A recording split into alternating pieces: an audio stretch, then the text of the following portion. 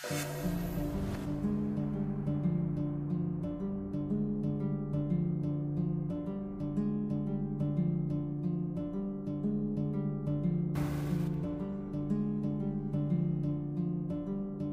pamilya Lu ay 3 henerasyon ng hawak-hawak ang tofu business.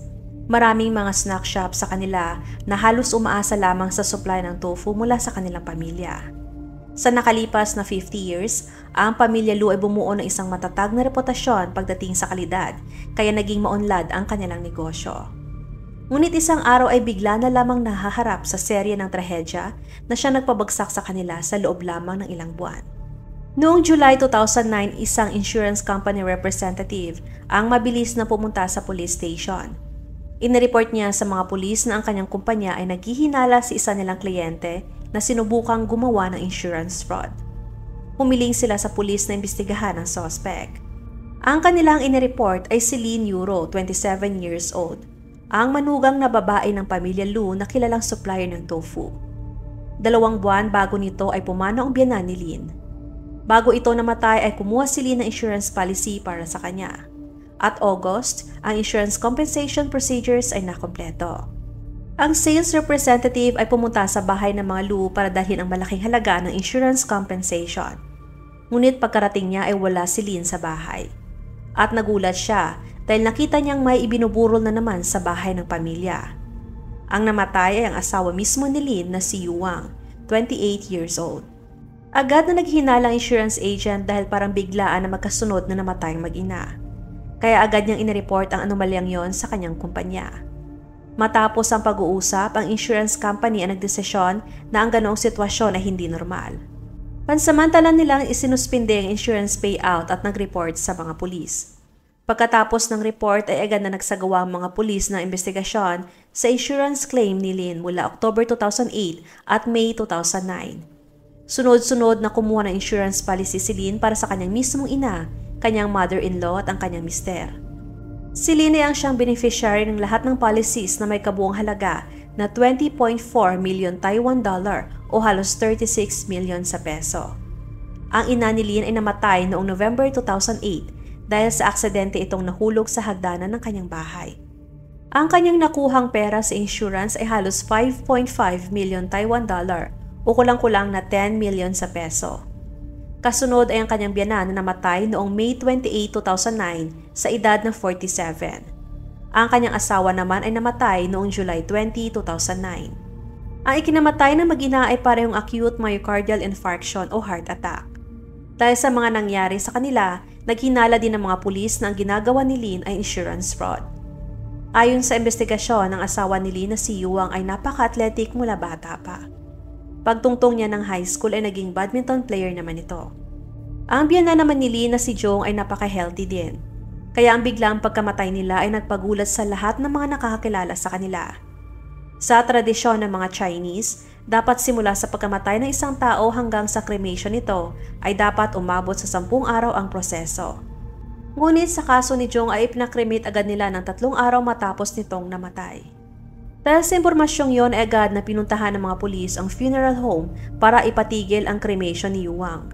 Kasunod noon ay pumunta sila sa Puli Hospital sa Nantou County para imbestigahan ang medical records ni Yuang. Nadiskubre nila na noong June 25, 2009 at July 17, 2009 ay dinala sa hospital si Yuang ni Lynn dahil sa sakit sa tiyan. Di nagtagal matapos ng pangalawang beses na na-hospital siya ay namatay din ito. In-interview ng mga pulis ang ilan sa mga nurses na naka-duty noong araw na yon. Ayon sa isang nurse, bandang 5:40 ng hapon noong July 17, si Yuang ay nakitaan ng maraming sintomas, gaya ng pagkahilo, pagtatae at panghihina. Sa hiling ni Lynn ay inilipat si Yuang sa private room at doon na nagpagaling. Ngunit bandang 11:30 ng gabi ay napansin ng nurse na maputlang mukha ni Yuang at hindi rin niya nakita si Lynn kaya inireport niya ito sa kanyang head nurse. Tumakbo sa kwartong head nurse at nakita niya si Yuang na hindi na humihinga, kaya agad siyang nagsagawa ng CPR. Ngunit bandang 2:00 ng madaling araw ay idiniklarang patay na si Yuang. Isa pang nurse ang nagsabi na noong July 25 siyang naka-duty noong araw na yon nung dinala ni Lynn ang kanyang asawa. Si Yuang ay nagsusuka, nagtatae, nahihilo at matamlay. Ang diagnosis ng doktor ay gastrointestinal disorder. Bandang 2:00 ng madaling araw ay nag-administer ng IV ang nurse. Pag-rounds niya ulit bandang 3:40 ng madaling araw ay napansin niyang parang may kakaiba sa IV bag. Ang solusyon ay nag-iba ng kulay. Naging light orange ito imbis na clear. Agad na tinanggal ng nurse ang IV at pinalitan saka inireport sa doktor ang nakita. Sa mga oras na yon ay medyo maayos na ang pakiramdam ni Yuang. Itinago niya ang IV bag na kinuha sa cooler malapit sa nurse's station. Makalipas ang 1 oras ay bumalik si Lynn at galit itong tinanong ang nurse kung bakit pinalitan ang IV bag. Paliwanag ng nurse dahil may problema sa IV. Galit na nagsabi si Lynn na sila ang dahilan at sisisihin kung may masamang mangyari sa kanyang asawa at nagbanta na palalakihin niya ang issue. Kaya nanatili na lamang tahimik ang nurse dahil ayaw niyang makipag-away kay Lynn. Bandang 5:30 ng umaga ay may nangyari ulit na kakaiba. Naabutan si Lynn ng nurse na may hawak na syringe at parang may ini-inject sa IV bag. Kaya mabilis siyang nilapitan ng nurse at tinanong kung anong kanyang ginagawa. Paliwanag ni Lynn, sinusubukan niya lang tanggalin ang bara sa IV drip. Nakaramdam ang nurse na parang may kakaiba kaya sinabihan niya na tawagin at ipaalam muna sa kanilang lahat. Noong tinanong ang nurse kung bakit hindi niya inireport ang mga nakita at kakaibang kilos ni Lynn, ayon sa kanya ay wala naman siya nakitang kakaiba sa pangalawang IV at ayaw na din niyang lumaki pa ang gulo. Ibinigay ng nurse ang unang IV na kinuha niya sa mga pulis para ma-examine. Pagkatapos ay lumabas ang autopsy report para kay Yuang. Nakita na merong may mataas na level ng alcohol at antidepressants sa kanyang dugo. Ang sanhi ng kanyang pagkamatay ay respiratory failure dahil sa pagkalason. Ang nakakalason na substance na yon ay nakita sa kinuhang IV ng nurse. Si Lynn ay pinanganak noong 1982 sa Kaohsiung City sa Taiwan. Siya ay bunso sa 4 na magkakapatid. Ang pamilya ni Lynn ay nagtatrabaho sa fruit farm. High school pa lamang si Lynn ay namatay na ang kanyang ama kaya naging mahirap ang kanilang buhay. Ang 2 nakakatandang kapatid niya ay nagsimulang magtrabaho para suportahan ang pamilya. Pagkatapos niya makagraduate ng kanyang vocational high school ay agad na nakapagtrabaho si Lynn sa isang bar at kumita ng disenteng sahod. Ngunit nalulong sa sugal si Lynn kaya naubos ang lahat ng kanyang naipon, pati ng mga gamit. Pero kahit na naubos ng lahat ng kanyang pera ay hindi pa rin siya tumigil sa pagsusugal. Noong 2001 sa edad na 19 ay nakilala ni Lynn si Yuang na 1 taong mas matanda kaysa sa kanya, ngunit nag-aaral pa ito. Si Yuang ay mabait at napakagalante. Naging magkarelasyon sila at nagsimulang mamuhay ng magkasama. Naengganyo ni Lynn si Yuang na sumugal. Naubos ang kanilang pera at nagkaroon pa sila ng maraming utang. Kahit ang mga kaibigan ni Yuang ay napansin ang malaking pagbabago sa kanyang pag-uugali matapos niyang makilala si Lynn. Nagsimula na siyang lumiban sa klase at tumigil na din siya sa paglalaro ng badminton. Napapadalas na din siyang nakikipagtalo sa kanyang pamilya. Lagi niya ring sinusunod ang gusto ng kanyang girlfriend na si Lynn at determinado pa siyang pakasalan nito. Galit na galit ang mga magulang ni Yuang dahil sa kanyang pag-uugali. Inihinto nila ang pagbibigay ng allowance sa kanya at hiniling din nila na makipag-break na ito kay Lynn. Ngunit sa kabila ng kanilang pagtutol ay hindi naghiwalay ang dalawa. Sinabi din ni Lynn sa kanyang malalapit na kaibigan na gusto niyang magpakasal kay Yuang. Kaya sinusubukan talaga niyang mabuntis dahil gusto din niyang magkaroon ng anak sa pamilya Lu. Ngunit matapos mabuntis ng 2 beses, nung nalaman niyang hindi lalaki, ay ipinalaglag niya ito kaagad. Taong 2006 sa edad na 24 ay nabuntis ulit si Lynn at sa pagkakataong yon ay isa nang lalaki. Dahil sa buntis na siya kay napilitan ng pamilya ni Yuang na ipakasal silang dalawa. Na-diagnose ang ama ni Yuang na may sakit sa atay at hindi na niya kaya pang i-manage ang kanilang family business. Kaya pinahawak niya sa mag-asawa ang tofu business at binayaran ang halos ng kanilang mga utang. Simula nun ay na-enjoy ng mag-asawa ang establing buhay at natuto na rin silang gumawa ng tofu. Katunayan nakagawa pa ng isang dish si Lynn na tinawag niyang stinky tofu dish na tumanggap ng maraming papuri. Naging maayos na sana ang kanilang buhay ngunit bumalik ulit sa pagsusugal si Lynn at mas lalo pa itong nalulong. Halos binabaliwala na niya ang kanilang family business. Pag gumagawa siya ng tofu ay parang napipilitan na lamang siya, kaya nag-iba ang quality. May mga hindi na rin sila nasusuplayan ng mga malalaking suki. Isa na doon si Mr. Hu na kung saan ay nagmumula ang halos 1/3 ng kanilang sales. Ang pamilya ni Mr. Hu ay suki na nila simula pa nung buhay ang kanyang ama na siyang unang may-ari ng restaurant na iniwan sa kanya. Kung tutuusin ay 50 years na nila itong suki. Pero simula nung ang mag-asawa na ang humawak sa negosyo ay madalas na nagkakaproblema sa restaurant si Mr. Hu dahil sa kanilang kapabayaan sa mga deliveries ng tofu. Dahil sa matagal na silang magkakilala ay nakapagdesisyon si Mr. Hu na puntahan ang kanilang bahay para pag-usapan ng issue sa mga nakakatanda. Ngunit nung nag-uusap na sila ay agad na tumalikod si Lin at hindi sila pinansin. Ganon din si Yuwang. Dahil sa ipinakitang pag-uugali ng mag-asawa kaya nagdesisyon si Mr. Hu na tapusin ang kanilang 50 years na cooperation at huwag nang bumili ng tofu sa pamilya. Ang balitang yon ay mabilis na kumalat sa business community. Matapos ng ginawa ni Mr. Hu, ang ibang tindahan ay ganon din ang ginawa, kaya biglang bumulusok pababa ang negosyo ng magpamilya. Nung nakikitang nalulugi na ang negosyo ay dinala si Yuwang ng kanyang lolo at si Lin sa bahay ni Mr. Hu para humingi ng tawad. Ngunit sa kabila ng pagsisikap ng matanda ay hindi nagbagong isip ni Mr. Hu dahil naniniwala siya na kulang sa sinseridad ang mag-asawa. Kaya siya nagmatigas na makipag-cooperate ulit sa pamilya. Di nagtagal ay nagbukas si Lin ng Stinky Tofu Shop sa katabi mismo ng restaurant ni Mr. Hu. Mas pinababaan niya ang kanyang presyo at nagpagawa pa ng mga push carts para mag-advertise ng kanyang negosyo at pabalik-balik ito sa harap ng restaurant ni Mr. Hu. Alam ni Mr. Hu na gusto lang nilang gumante pero mas pinili niyang pabayaan na lamang at naniniwala siyang hindi rin ito magtatagal.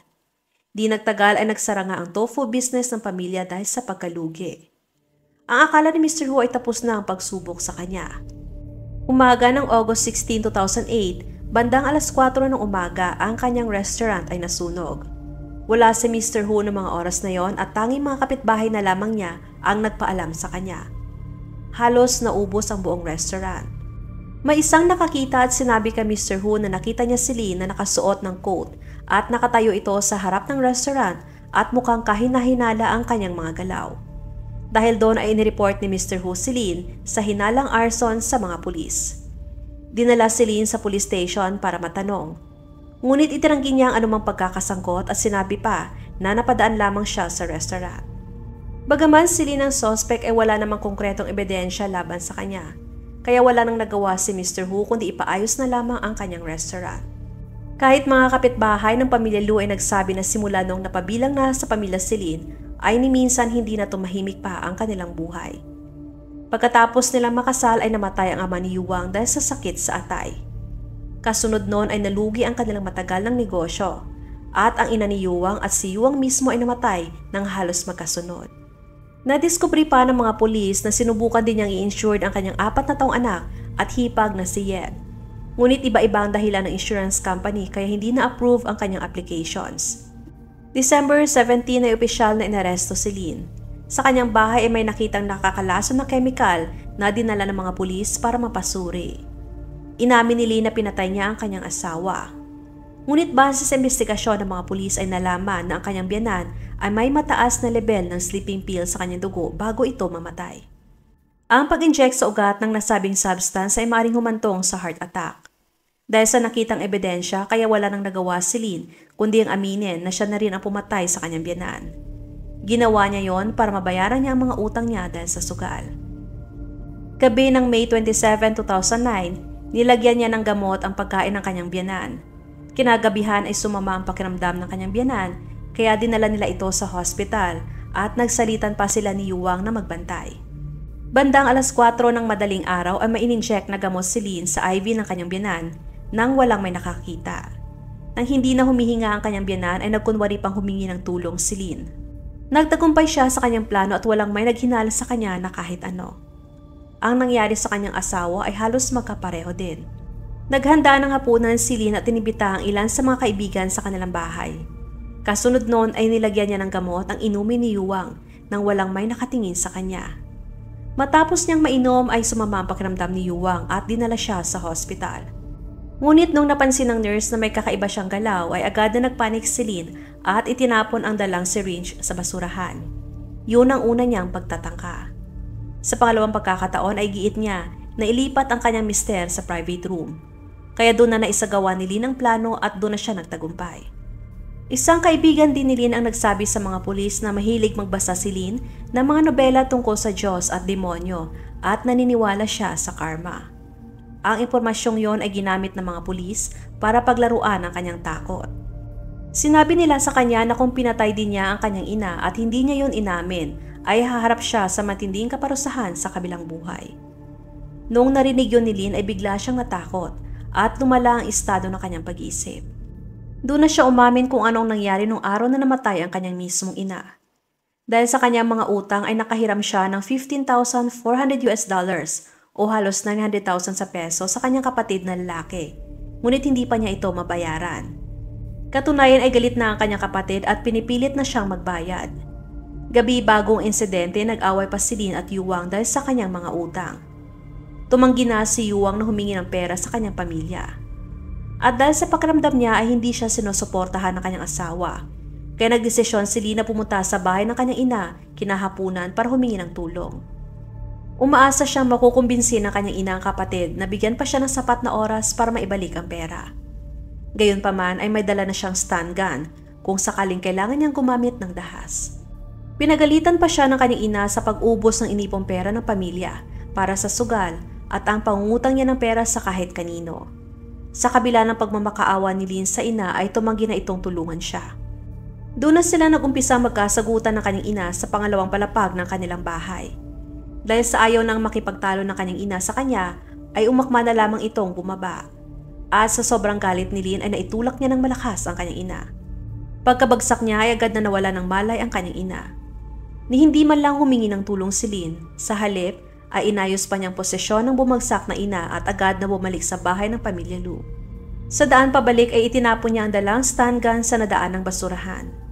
Bandang 3:00 ng hapon ay umuwi ang kapatid ni Lynn sa kanilang bahay at nakita niya ang kanilang ina na wala ng malay sa ibaba ng hagdan. Agad siyang tumawag ng ambulansya, ngunit huli na ang lahat.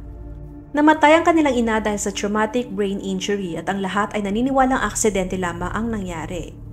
Agad na kinuha ni Lynn ang insurance payout at ginamit yon na pambayad sa kanyang mga utang kasama na doon ang inutang niya sa kanyang kapatid. Ngunit hindi talaga maiwasan ni Lynn ang pagsusugal at kalaunan ay naubos ulit ang kanyang pera at nalubog muli sa utang. Yun ang nagtulak sa kanya na gumawa pa ng krimen. Bukod sa pag-amin niya na siyang pumatay sa kanyang ina, biyanan at asawa ay inamin din niya na siya ang nagsunog sa restaurant ni Mr. Hu. Masama daw ang kanyang loob sa lalaki dahil sa yun ang nagigay sa iba nilang mga suki na huwag nang bumili ng tofu sa kanilang pamilya. Bandang 4:00 ng umaga ay nagsuot ng raincoat si Lynn para hindi makilala. Binuhusan niya ng cooking oil ang restaurant at sinunog. Nanatiling kalmado at hindi makita ng pagsisisi si Lynn noong inaresto. Mabilis na kumalat ang balita kaya laking gulat ng pamilya ni Lu sa ginawa ni Lynn. Una pa lang ay tutol na sila sa pagpapakasal ni Yuang kay Lynn. Naging magulo at minalas ang kanilang negosyo pati buhay noong naging parte na ng kanilang pamilya si Lynn. Kailan nila tinanggap si Lynn dahil sa bigla na lamang itong sumama kay Yuang at daladala ang kanilang anak. Kahit ang pamilya ni Lynn mismo ay hindi makapaniwala sa kanyang ginawa. Lalo na nung nalaman nila na hindi pala aksidente ang pagkamatay ng kanilang ina. Ang kapatid na lalaki ni Lynn ay sobra ding nagalit, lalo na nung nalaman niya ng perang tinanggap mula kay Lynn bilang bayad ay buhay ng ina nila ang kapalit. Kahit ang mga kapitbahay ng pamilya Lu ay hindi rin makapaniwala, lalo na nakita nila kung gaano trinato ng pamilya si Lynn. Ang publiko at mga media ay tinawag si Lynn na walang puso at konsensya. Ang mga tao ay sumisigaw ng death penalty para sa kanya. 1 taon matapos ang insidente ay nagsimula ang trial ni Lynn sa Nantey District Court. Siya ay kinasuhan ng murder. Sa panahon ng trial ay di inaasahang binago niya ang kanyang testimony at inamin lamang ang pagpatay sa kanyang asawa. Saad niya na ang pag-amin niya na siyang pumatay sa kanyang ina at biyanan ay dahil siya ay pinilit lamang. Giit niya na ang pagkamatay ng kanyang ina ay aksidente at ang pagkamatay ng kanyang biyanan ay hindi sinasadya. Sinabi niya na siya ay pinilit at minanipula ng kanyang asawa na nagplano ng insurance fraud dahil kailangan niya ng malaking halaga para sa isang pamumuhunan sa negosyo. Sinabi pa niya na madalas siyang saktan ng kanyang asawa at pinilit siya ng asawa na i-inject ang lason sa kanyang biyanan. Naging malinaw sa lahat ng pagbabago niya ng testimony isang paraan niya para makakuha ng mas magaan na sentensya. Sa panahon ng trial, ang kanyang abogado ay nagpresenta ng IQ test report na nagpapakita na si Lynn ay may IQ ng 57 lamang. Ibig sabihin, siya ay intellectually disabled. Sa isang psychiatric evaluation report ay nagpapakita na siya may severe depression, sleep disorder at madaling mabalisa. Gayunpaman, ibinasura ng pulisya ang argumentong ito dahil may mga ebidensyang ipinakita na si Lynn ay nagtapos sa vocational high school. Ang pag-manage niya ng negosyo ng pamilya Lu at pagplano sa pagpatay sa kanyang asawa ay nagpapakita na ang kanyang kaalaman ay hindi bababa sa average. Dagdag pa doon, kahit na may records na bumili siya ng antidepressants ay hindi nakitaan ng sintomas ng depresyon si Lynn. Kaya ang diagnosis ng kanyang depression ay nananatiling kaduda-duda. Dumaan sa makailang trials ang kaso at noong May 2011 napatunayan ng Nando District Court na si Lynn ay guilty sa pagpatay sa kanyang ina, biyanan at asawa. Siya ay sinentensyahan ng kamatayan. Nag-apila pa siya sa higher court. Kaya noong August 2012, ang Taiwan High Court ay binago ang kanyang sentensya sa life imprisonment. Ngunit makalipas ng 1 taon, ay ibinalik ng Korte Suprema ang sentensya ng kamatayan. Sa konklusyon na ang kanyang ginawang krimen ay kasuklam-suklam at ang kanyang mga aksyon ay lubhang malupit. Ang tanging hiling lamang ni Lynn bago siya bitayin ay makita ang kanyang anak. Ngunit ang kanyang anak ay inampo ng ibang pamilya at hindi na siya mabisita. Sa ngayon, ang Taiwan ay may 37 death row inmates na naghihintay ng bitay at isa na doon si Lynn, ang siyang natatanging babae sa kanila. Shout out sa aking sisi na si Geraldine Anson. Maraming salamat sis! Huwag makatubiling ibahagi inyong mga saloobin at komento. And please huwag kalimutang mag-like and subscribe sa aking channel kung hindi mo pa nagagawa. Magkita-kita tayo ulit sa aking susunod na video. Maraming salamat!